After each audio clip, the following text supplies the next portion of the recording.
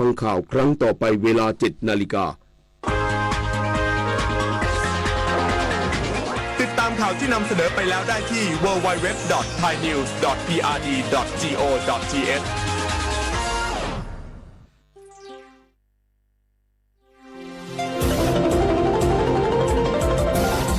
วิทยุแห่งประเทศไทยให้ความรู้คู่ความสุข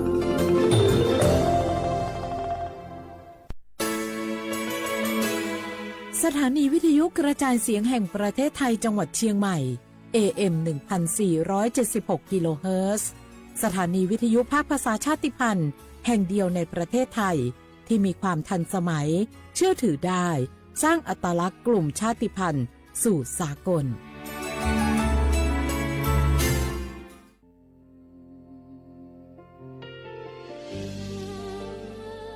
พระเสด็จสู่แดนสวง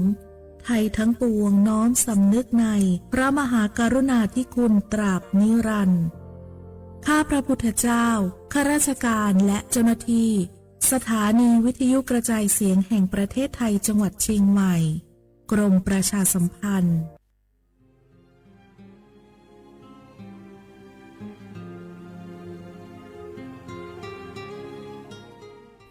This is a moment of profound grief for the Kingdom of Thailand. We, the collective voices of Radio Thailand Chiang Mai, join the Thai nation in mourning the passing of our beloved Queen Martha, Her Majesty Queen Sirikit. Her life was a testament to the unwavering service, grace,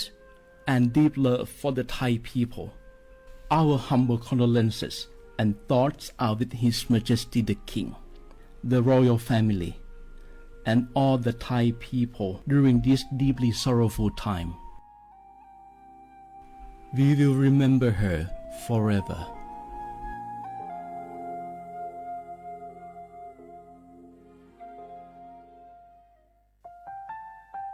ว่านูลิซูชีแท้มีคนแน่ว่าจามาอามุสานีมาอาคือที่ลีสร้างโง่ว่านูว่าจะมาอาคือเฟื่อมากูว่าทัวมาที่ลีชีควาลิปดู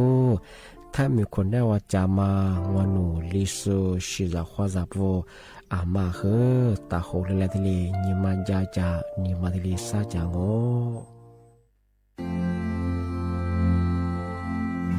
รากฐานสังคมไทยตั้งแต่อดีตจนถึงปัจจุบันเคารพเทิดทูนสถาบันพระมหากษัตริย์เป็นศูนย์รวมจิตใจที่เหนียวแน่นของคนไทย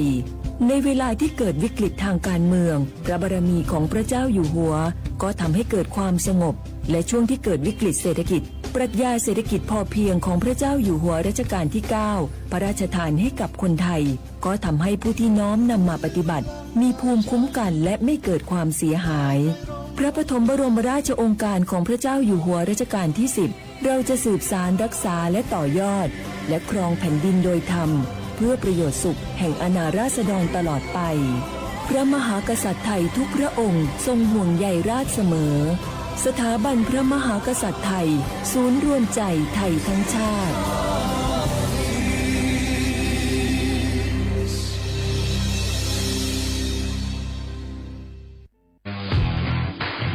รัฐบาลไทยประกาศสงครามสแกมเมอร์รัฐบาลจึงได้ประกาศสงครามกับสแกมเมอร์ในฐานะที่สแกมเมอร์เป็นวาระแห่งชาติและในวันนี้ผมก็ได้ใช้โอกาสนี้มารายงานความคืบหน้าและเน้นย้ำถึงสิ่งที่เราต้องร่วมกันทำต่อไปรัฐบาลได้จัดตั้งคณะกรรมการอำนวยการป้องกันและปราบปรามอาชญากรรมทางเทคโนโลยีขึ้นมา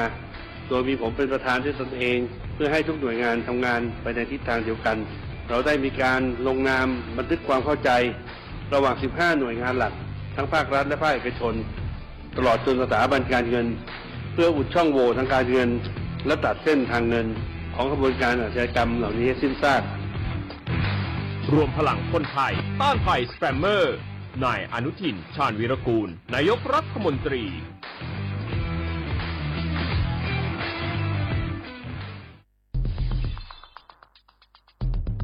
แค่3 ปีความเสียหายจากอาชญากรรมไซเบอร์ของคนไทยพุ่งทะลุถึง 94,000 ล้านบาทหรือเฉลี่ยปีละ 30,000 ล้านบาท ทุก1 ชั่วโมงเราเสียเงินกว่า 3.4 ล้านบาทให้กับมิจฉาชีพออนไลน์โจรไม่เห็นใจคนอาชีพไหนอายุเท่าไหร่สถานะทางการเงินแบบใดหมอพ่อค้านักธุรกิจนักเรียนแม่บ้านข้าราชการเกษียณทุกคนตกเป็นเหยื่อได้เสมอและวันหนึ่งอาจเป็นคุณหรือคนที่คุณรักเพราะจุดอ่อนร่วมของเหยื่อคือความเร่งรีบขาดสติหรือแม้แต่บางครั้งก็เกิดความโลภจนเกินไปอย่าปล่อยให้การกดคลิกเดียวลิงก์เดียวทำให้โจรยิ้มกว้างวันนี้ถึงเวลาแล้วที่คนไทยทุกคนจะต้องร่วมมือกันสร้างภูมิคุ้มกันอาชญากรรมไซเบอร์ช่วยกันหยุดก่อนที่ภัยไซเบอร์จะทำให้คนที่คุณรักและตัวคุณเองกลายเป็นเหยื่อ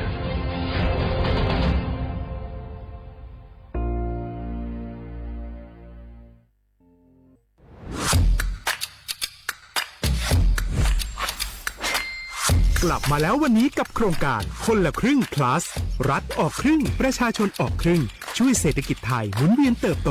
ถ้าเราช่วยกัน plus ต่อยอดให้เศรษฐกิจไทยเติบโตอย่างยั่งยืนด้วย5 plus plus ที่ 1 เพิ่มช่วงอายุผู้เข้าร่วมโครงการจาก18 ปีเป็น16 ปี plus ที่ 2 เพิ่มวงเงินใช้จ่ายจาก150 บาทเป็น200 บาทเพิ่มพลังซื้อของประชาชนเพื่อกระตุ้นการหมุนเวียนในระบบเศรษฐกิจฐานรากลดภาระค่าครองชีพ plus ที่ 3 เพิ่มสิทธิพิเศษด้วยการดูแลผู้ที่อยู่ในระบบภาษีให้ได้รับสิทธิพิเศษมากขึ้นเพื่อสร้างแรงจูงใจให้ทุกคนร่วมอยู่ในระบบอย่างโปร่งใส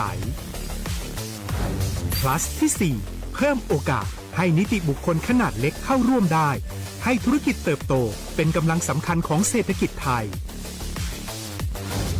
plus ที่ 5 เพิ่มทักษะใหม่เพื่อพัฒนาให้ร้านค้านำความรู้ใหม่ๆมาช่วยเพิ่มยอดขายลดต้นทุนเรียนรู้เติบโตและปรับตัวไปกับเทคโนโลยีใหม่เพื่อสร้างเศรษฐกิจที่แข็งแกร่งจากคนละครึ่งสู่คนละครึ่ง plus ไม่ว่าจะสั่งข้าวคนละจานชาเขียวคนละแก้วขนมเค้กคนละชิ้นหรือหลายๆชิ้นก็ใช้ส่วนลดได้ทันทีสูงสุดวันละ200 บาทแถมใช้กับฟู้ดเดลิเวอรี่ก็ยังได้สำหรับประชาชนไทยอายุ16 ปีเป็นต้นไปสมัครรับสิทธิ์ผ่านแอปพลิเคชันเป๋าตังค์วันที่ 20-26 ตุลาคม 2568 สำหรับร้านค้าที่สนใจร่วมโครงการสมัครได้ผ่านแอปถุงเงินวันที่ 15 ตุลาคมถึง 19 ธันวาคม 2568 แล้วเตรียมพร้อมรับลูกค้าจากทั่วประเทศเพราะนี่คือโครงการที่คนไทยทุกคนช่วยกัน plus เพื่อให้เศรษฐกิจไทยโตไปพร้อมกันโครงการคนละครึ่ง plus ดำเนินการภายใต้เป้าหมายที่ชัดเจนของรัฐบาลในความต้องการกระตุ้นเศรษฐกิจลดภาระค่าครองชีพให้ประชาชนและยกระดับศักยภาพผู้ประกอบการไทยให้พร้อมในยุคดิจิทัลโดยยังคงยึดหลักความโปร่งใสตรวจสอบได้และป้องกันการใช้สิทธิที่ผิดวัตถุประสงค์คนละครึ่ง plus เพิ่มพลังเศรษฐกิจไทยพร้อมโตไปด้วยกัน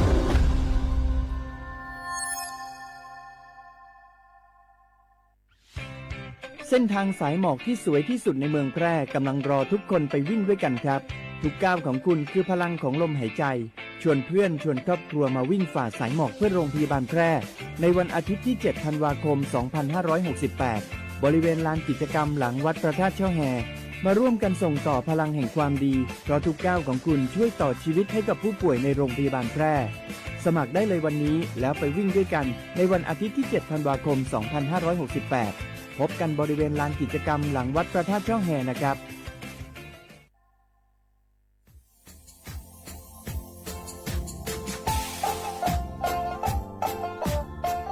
น่าถึงมาปีมาซื้อจีนชมังโงมัญญาคณะรัฐมนตรีไงมีมติยากกว่าอยู่หัวมองเมื่อเหื่อยกุลาซื้อหาหนีซื้อกูยังไงยิ่งคงอยู่ตรงนี้สดซื้อฉีกว่าอย่าไปรับมองมาเฮอแก้ไขปัญหาไงสถานะอาทิตย์เฮอสัญชาติไงเอาถ้าเหมือนคนนี้ว่าจะส่งไง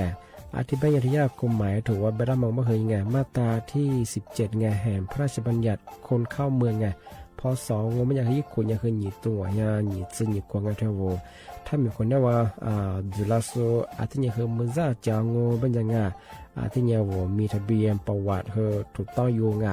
อาทิตย์แบบว่าสารว่ายื่นขอสถานะไงคนต่างด้าวเข้าเมืองโดยชอบด้วยกฎหมายที่ดียินหน้าบุรุษงาอาทิตย์ทยากฎหมายถือว่าบรรดามันเป็นไงมาตราที่7ทวีไงแห่งพระราชบัญญัติไงสัญชาติยึดขวงว่าไปเฮอพศยังไง2508ไงเอาถ้ามีคนได้ว่าเฮอตาซุงโงไม่ยังไงอาทิตย์เนี่ยเฮออาบามันก็จะเฮออามาไงเอาว่าอยู่ในทะเบียนประวัติบุคคลไงอาทิตย์แบบว่าไม่มีสถานะทางทะเบียนมาจุบะเฮอสามารถยื่นขอสัญชาติไทยที่กรุงเทพมหานครไงยื่นที่สำนักบริหารการทะเบียนกรมการปกครองอาทิตย์แบบว่าส่วนต่างจังหวัดจะสุบะเฮอว่ายื่นต่อในอำเภอตานภูมิลำเนาไงปีขวานนแล้วก็จะแบบว่าอำเภอยี่ที่ยื่นช่องไงยื่นเวลางูไม่ยากว่าเวลาใช้การยาขนาดถี่เนี่ยข้อนี้นวันยังสิงอาทิตย์แบบเฮอนี่มีกับพวกข้อนี้คือน่าเหียโชฮา你自姑娘嘅一個你自我向坐姿顧國色我哋哩要從同埋比嘛實際上我小話啦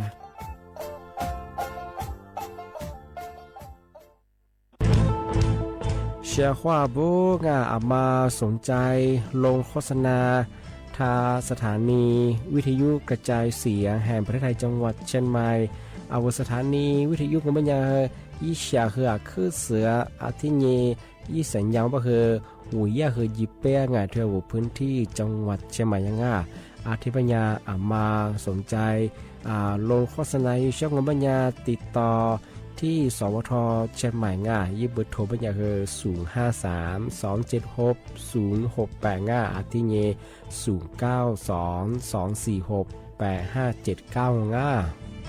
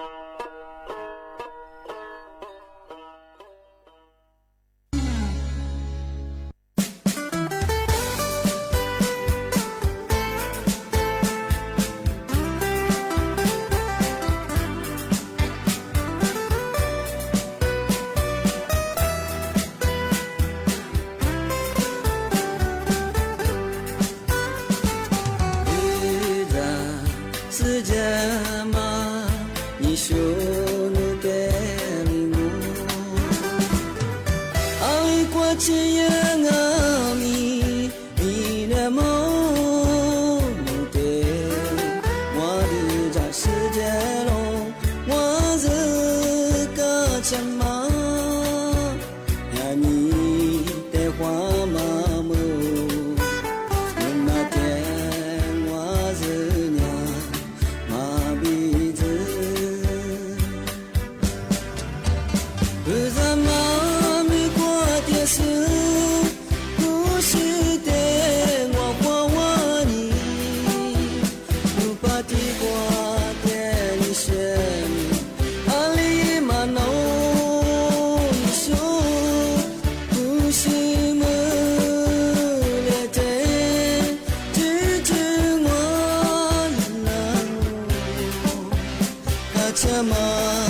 呀你的若你是嘎吱我那么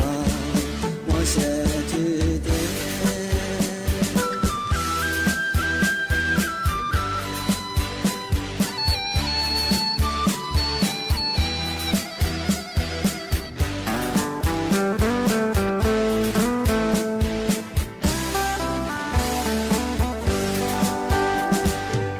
我别个努我苦张伊努别个的阿真我苦张的如你是的我卡车马呀你娘我怕听过只拉头你是肉只知努我的路的我里不是我路的你我做梦你啊不知我领我看我你别的路的不那么我你阿这mi我嘛的家不知我不让你我干我只知努我的路的我里不是我路的你我做梦你啊不知我领我看我你别的路的不那么我你阿这mi我嘛的家不知我不让你我干我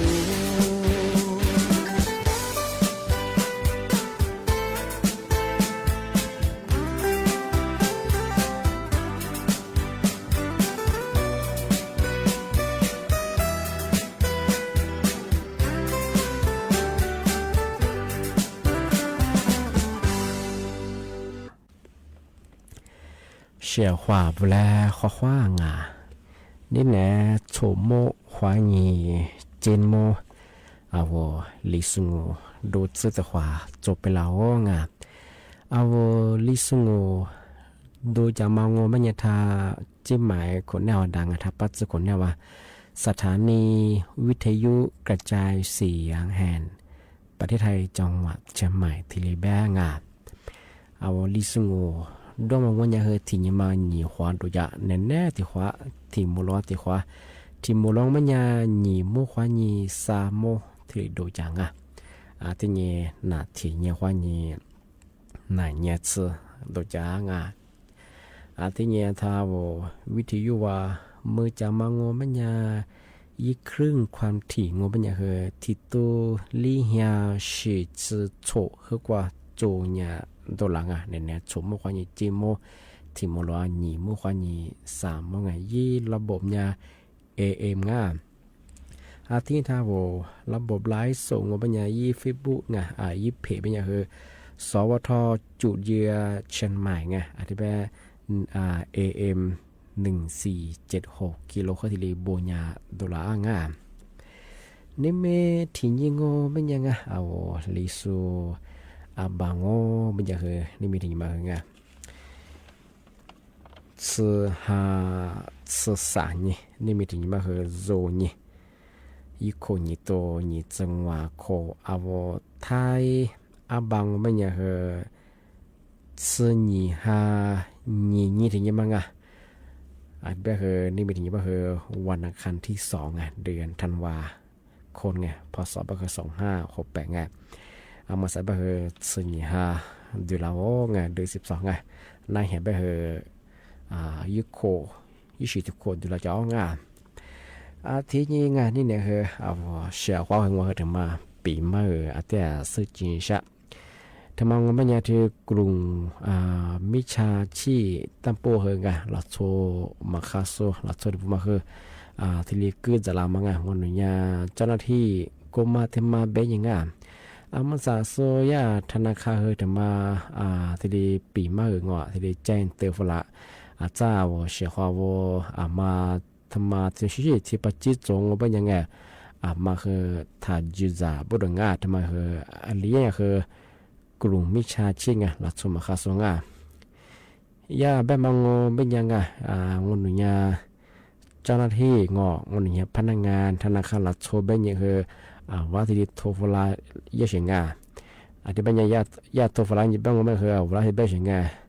โนญาบ่ฮอกว่าบัญชีธนาคารมันโนญาเจ้าของมาทำไมบัญชีมาบัญชีมาไม่รู้มาผิดกฎหมายเป็นยังว่าโทรฟลายเสียงที่เป็นยามังมาลีจึงยาเวลาที่บอกเขาจะมังยูที่มังเป็นยังงนหนุญางเจ้าหน้าที่ธนาคารตรงพนักงานธนาคารตรงธนาคารหลักโซเป็นยังว่าที่โทรฟลาเยอะเสียงนี่มาที่มังเป็นยาที่เป็นยังยาเยหลักฐานจัวอีใจเสียจัวบริงกว่าโนสุราบัญชีเปิดจะมางอนกว่าสุราหม้อนั้นยังหม้ออันน่ามีอย่างเปิดบัญชีไม่จะมาขยายหลักฐานจัวเป็นยังไงเอาว่าที่ทุกฟลาชงสามารถถึงมางอเป็นยันโนยากลุ่มมิชาชีพถึงมาเอาวิข้อมูลเอาข้อมูลส่วนตัวยาเพียเสื้อชงโนเล็กว่าจ้าโนเล่บับชันชัวมิสอะไรงานมาเพียเสื้อชงช่องอีกมาโนบทโทรศัพท์เพียเสื้อที่แบบนุ่มๆแบบโนยิ่งมีเบย์เชื่อเพียเสื้อของยาเบย์ใช่ไหมกลุ่มมิชาชีพมานุ่มข้อมูลยาเพียตัวของลีมาถึงมางอเป็นยังปีควานโนฟุบาพามางอเป็นยังมังอาชีนุ่มข้อมูลส่วนตัวยาพามาแบบมันยังนุ่มบัญชีมายายาที่เรียแย่ปรุงนุ่มบัญชีมายาที่เรียจิชิยาที่เรียอยู่มันนามันนาเป็นยังไงว่าที่นี่จ่อเสียงว่าที่นี่ขู่เสียงปีขวานนุ่มฟุบาพามาเกยอีกข้อมูลพามาลีอย่างบ้างว่าที่เป็นยังเฉพาะงานที่มาอย่างกลุ่มมิชาชีลาโซก็จะโซมาคาสงโซยาเจ้าหน้าที่ธนาคารสุดส่งมาโซทิลีมาเย่บริงานที่มาอยากทิลีแจ้งฝรั่งที่อยากนายบายที่ชิมมาจบริงานอันนี้แบบว่าเฉพาะที่ก็ที่ว่าพัฒน์จบอยากวันนี้เจ้าหน้าที่ก็มาทำมาเป็นอย่างว่าที่ช่วยมาฝึกความจำมาอีกข้อมูลเดี๋ยวเป็นอย่างมาทักกิ่งที่มาว่าจุดแพ้ว่าเชื่อว่าอาจจะพัฒน์อยากสุดที่ลีปีมาเหงาแต่ก็ถือว่ามาซื้อเป็นอย่างจ้าตัวฟลาแบบเจ้าหน้าที่ธนาคารแบบเขาเป็นยังไงเจ้าบัญชียาที่ลิปีแบบเขาอยู่นะแบบผู้บ่าวมาอีกข้อมูลเกี่ยวกับที่ลิตัวชิตกระโดดเป็นไงอาจจะแบบมาที่ลิปีมาเหงาแต่กระโดดยังมาซื้อสุดงานมาแต่มาปีมาสุดจริงใช่ว่าชอบดังอาทินี้งาที่มาเชื่อที่ถึงมาปีมาแจ้งเตือนช่างงานที่แบบกลุ่มมิชาชีตะบุบังมือสัตยา DSI ไงกรมสอบสวนคดีพิเศษบ้างทำไมเจ้าหน้าที่ทำมาแจ้งเตือนฝรั่งปีข้าวเชียวข้าวว่ามาทำไมชื่อพัจิตจวงเป็นยังไงพอหมอเป็นยังอะไรยังมิชาชีที่เรียกกูตาบุรงยูที่มังเป็นยังหนุญาเจ้าหน้าที่โรงพยาบาลตรงวันนี้เจ้าหน้าที่การไฟฟ้าน้ำประปาเจ้าหน้าที่กรมธรรม์เป็นยังว่าที่เรียยิงที่เรียเป็นยังยึดข้อมูลเดี๋ยวมาผู้บ่าวควาจามากุลีจะที่เรียจะมาที่เรียแบบหลงนี่มาถึงมังเป็นยัง วันนี้เจ้าหน้าที่DSI ไงที่กรมสอบสวนคดีพิเศษมาเบนคืออามุสาโนญาคดีถึงมาจัวงอกว่าคดียาเสพติดหรือว่าที่เกี่ยวข้องยาเป็นไงอาทิตย์เป็นไงคืออามุสาโนบัญชีงโนอาญาที่ลียอยู่มานายมังอาทิตย์ยาเป็นไงอาทิตย์โนทรัพย์สินไงโนชิจอยาที่ลีสันยาเป็นยังไงว่าที่ทุกเราจะทำงานสามารถถึงมังโงบัญญานั่นนะบันคาเยสิงไงนั่นนะว่ายินลายว่าทุกละอาทิตย์เป็นยังคือเอาไปว่าชิวของมังโงมาลาเบอร์อาทิตย์คือโนถาวรใส่งาเบอร์นั่นดีบังคายยิงไงอันนี้ที่ลีเป็นยังที่เป็นสิงไงลีมาถึงมังโงเป็นยังไงนั่นละยาลีคือผู้บอกมีโอฟลังพามาโอฟลังเป็นยังไงนั่นละชัวงนั่นละชีอรงนั่นแหละกุลียะที่ลีเป็นยังไงว่าที่ขู่ยังมาว่าที่จัวมังไม่ใช่ที่เป็นยังไงอาทิตย์เป็นยังปีว่าวันนู้นที่พัชจงเป็นยังไงทำไมคืออาลียังคือกลุ่มมิชาชีไงสุยาเจ้าหน้าที่DSI ไงที่กรมสอบสวนคดีพิเศษไม่คือสุธิลีมาเยอาทิตย์ยังคือนโยบายคือที่ชิมโจบุรงทำไมยังคือแจ้งเตือนฝรั่งอาทิตย์เป็นยังช่วยมาคือมีวางสายไงถ้าเฉยบ้างว่ามีสีนี่คือเบอร์บล็อกยี่บุรงที่นี่คือโทรแจ้งไงคือ1441ว่าที่ได้โทรแจ้งชาวโง่แบบไงช่วงมาคือยาที่เจ้าหน้าที่ไงกรมสอบสวนคดีพิเศษไง DSI มาทำมาที่ได้แจ้งตัวพลังงานแล้วก็คือว่าสุดแพ้งาว่าช่วงที่ได้ปีมางามาสับคือกลุ่มมิชาชีพคือมีอย่างงอนอย่างเจ้าหน้าที่ก็มาทำมาเบญีตรงว่าผู้บักเกิดจำงามาคืออย่างสุดที่จะได้งาปีความที่ชีพที่จะไปคือมาคือบอกว่าจะเชื่อก็มีนิสัยงามาเนี่ยเราสมัครข้าศึกมางาอาทิเบญงาเมื่อสานั่นแหละคือมกว่าตัวขวาเงินนั่งอาจจะมากกว่านักการจะบอกว่าตัวขวาชุดละขวางาวิชาท่าวิทยุขนาดจาสูงที่ทางไรสวดติสมพลาสุดคือข้อความงงา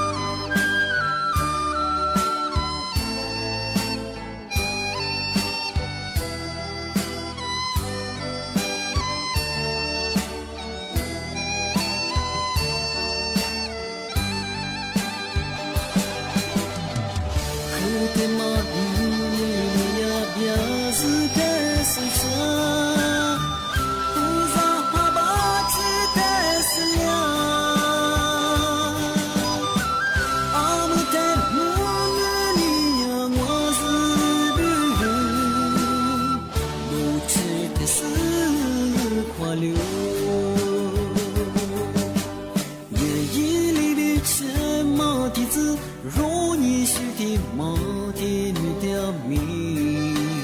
努努萨夸阿特那米，木瓦达玛女尼阿别里比，你子特斯里怎么？如你是子你呀你我，阿姆特走你是个多么来花美丽。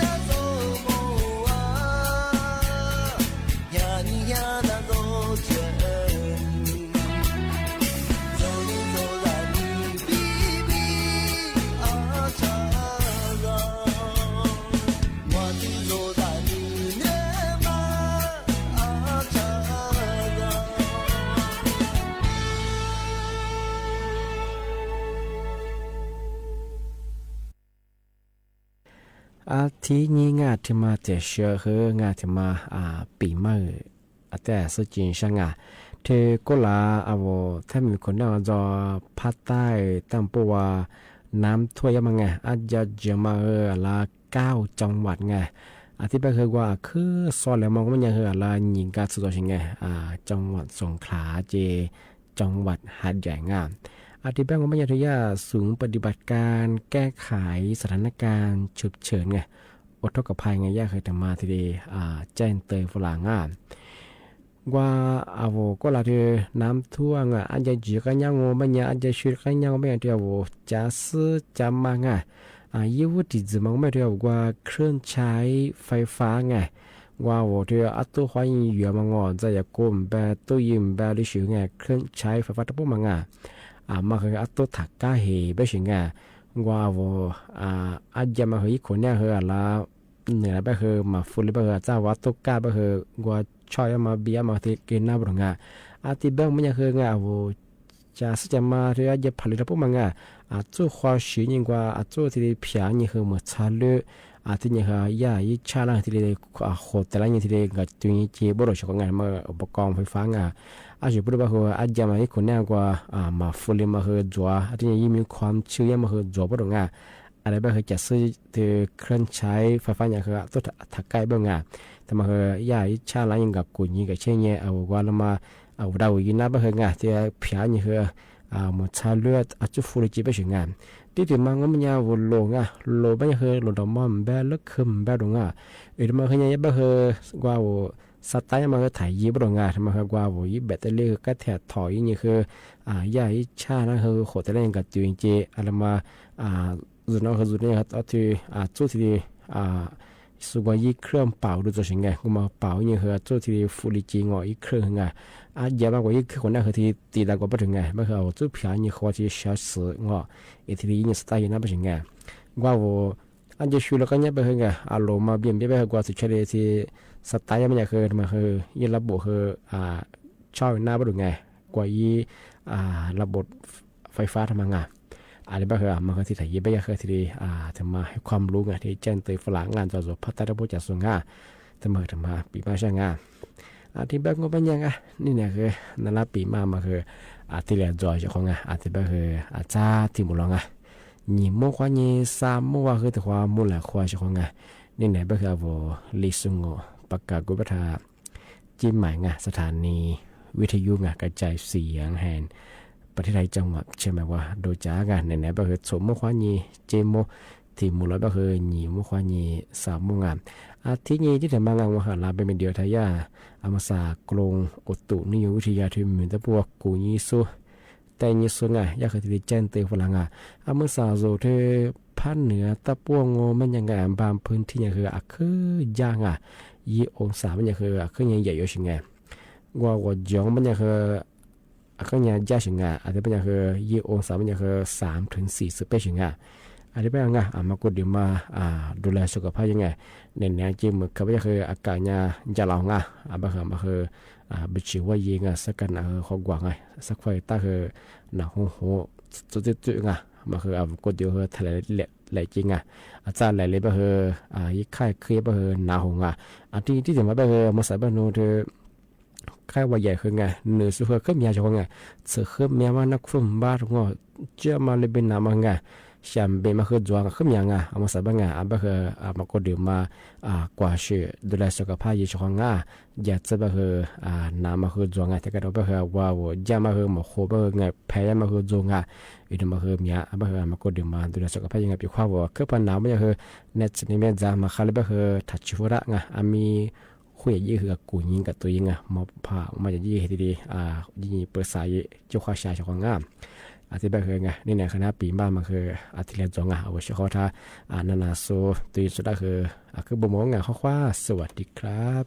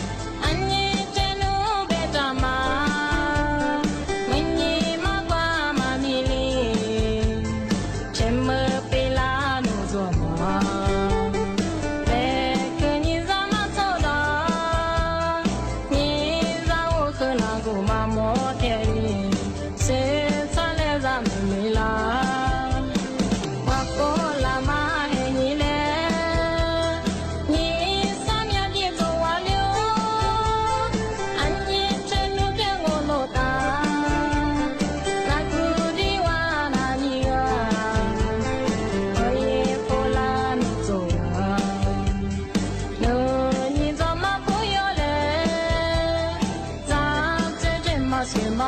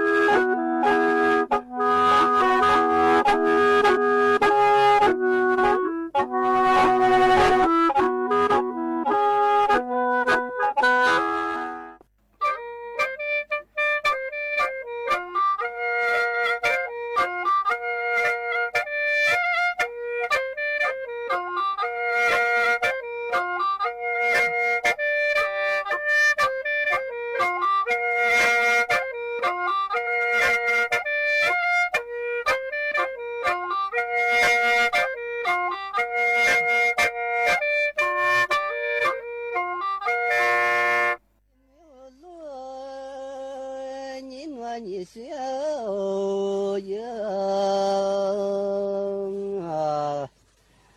左边嘛呢，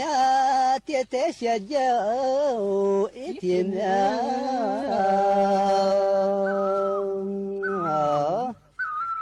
还没来，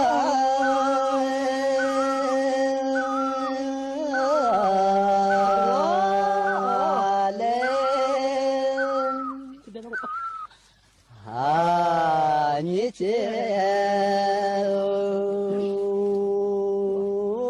天面我老了，也是此你是天嘛那，咋的咋可？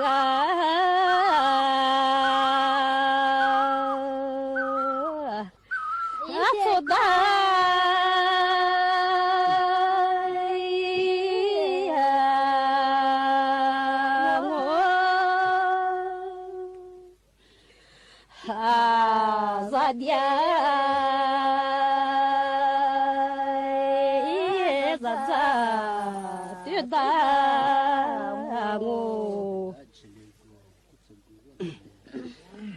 一天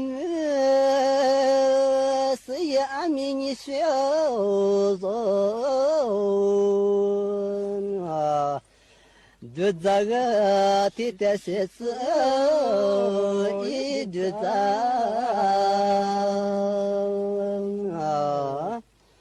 啊，是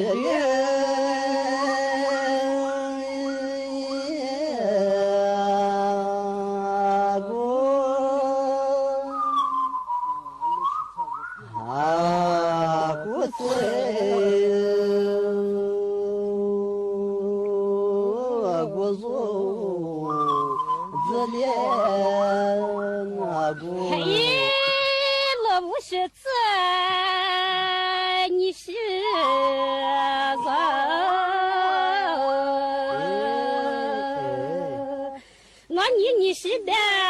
你是啥一座标？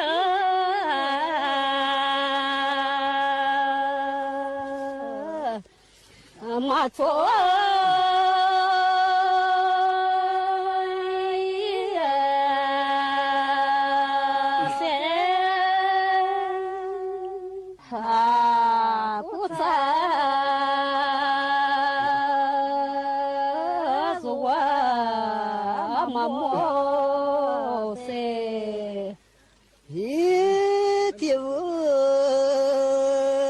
别马达几件一小走啊，马鞍那你是马木一三家。